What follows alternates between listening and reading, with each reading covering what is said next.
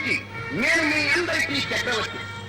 యుక్తిలో ఆరితేరిన మన మారన్నను మహామంత్రిగాను, మల్లన్నను సైన్యాధిపతిగాను, కోటయ్యను కోశాధికారిగాను, భజరంగుణ్ణి ఆస్థాన విదూషకుడుగాను, సారంగుణ్ణి ఆస్థాన కవిగాను నియమిస్తున్నా. విజయీభవ దిగ్విజయీభవ, ఓహో ధర పురంధర, ఓహో వివేక బంధుర, తరతరాలు నీకు కీర్తి పరిమళించులో ఈ రాత్రి.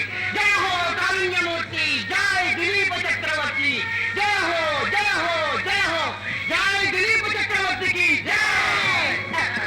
మిత్రమా, నాకు చిన్న సందేహం. ఏమిటి?